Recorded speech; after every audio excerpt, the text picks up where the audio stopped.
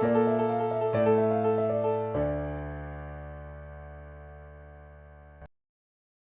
I'm Dan Richards. I'm talking today with Ellen Bessner, partner in the Toronto law firm Babin Bessner Spry, among Canada's leaders in the area of regulatory and litigation defense for financial advisors. And Ellen, this is one of a number of conversations we're having.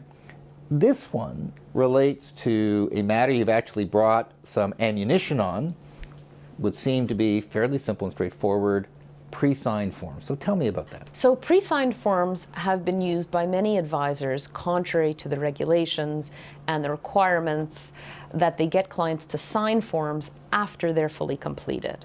So in respect of a KYC form or in respect of a trade, you're supposed to complete the form and then have the client sign. The concept being the client has reviewed the form, has instructed you if it's a trade to make that particular trade, and is signing off. There's a paper trail. And that's the concept behind getting the client's signature. Now, it's not, particularly in large urban settings, or you've got clients that are elderly, it's not convenient for them to come in and meet.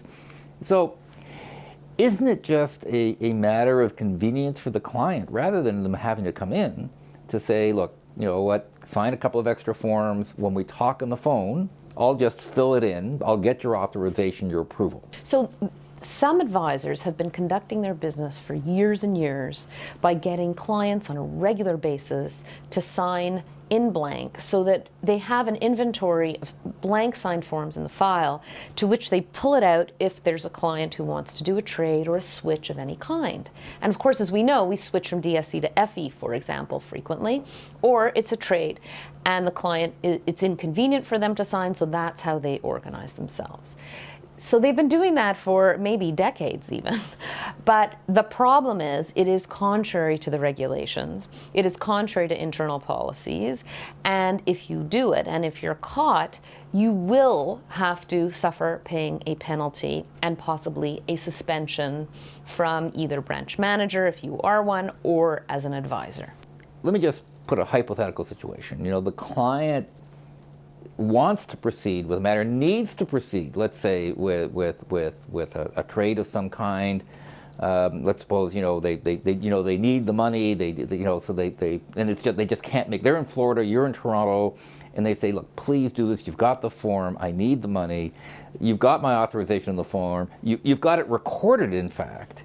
In that scenario, you know, is there a way that an advisor can in fact go ahead and use that pre-signed form? No. They are not permitted to. They can get a limited trading authorization before the elderly person goes away for, say, the winter, or if it's a client who does a lot of traveling, get a limited trading authorization, even just for that limited period. But they cannot use a pre-signed form. They are not permitted. And what are the range of penalties? Well, that's an excellent question, because the range of penalties can include suspension for a period of 2 years. It could be a suspension from being a branch manager for 2 years, although if you're also an advisor, they may permit you to continue. Those are the worst and most serious cases. Presumably those are the cases where it's a repeat offense, let's say, or where the client in fact didn't provide authorization beforehand. Right, and there's also discretionary trading associated with all of that. So if there's a difference between, and I don't want to say that it's okay to get a pre-signed form if you have the client's instructions on the trade. It's still not okay. But of course, there's a range of seriousness, and if you get the client's instructions on the particular form, that's going to be considered by the MFDA panel as being less serious than if the client has no idea what's going on the account, hasn't authorized the trades, and is, doesn't even know that this is going on. The last question, in these cases of penalties for pre-signed forms, when do they typically come to light? Do they normally come as a result of a client complaint?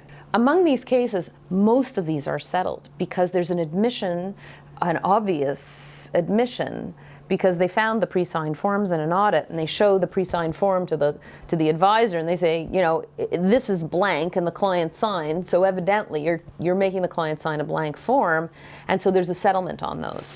Among these cases, there's one in particular, believe it or not, only one in this whole packet of documents where it's contested. And what's fascinating about how it's contested is the clients knew, they were fine with it. There's not a single client complaint.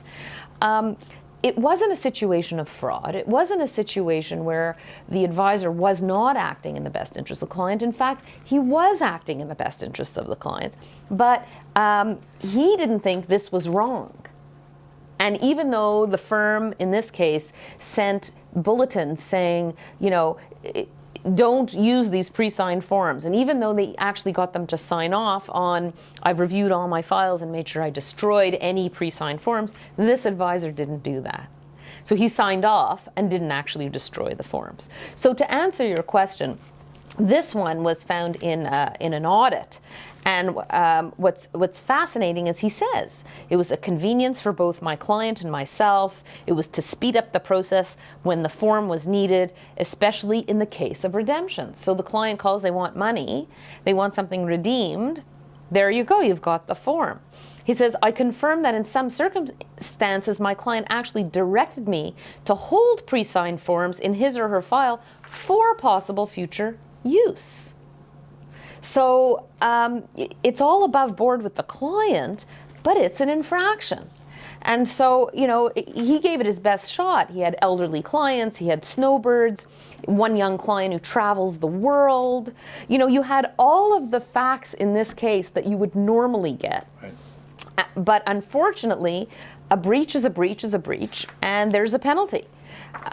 He doesn't have a portfolio manager's license, because as we all know, portfolio managers are permitted to trade discretionarily, which means they don't need any signatures, they can actually just trade. But the reality is that this guy was a branch manager, and he was prohibited from acting in any supervisory capacity for 2 years. So that's going to affect his income, of course. But he was only fined, and I know it sounds like a lot of money, $5,000. But considering some of the other penalties, that actually wasn't such a bad penalty, considering that this guy maintained through the whole period, I didn't do anything wrong. Right. Ellen, thanks for talking about this today. Thank you.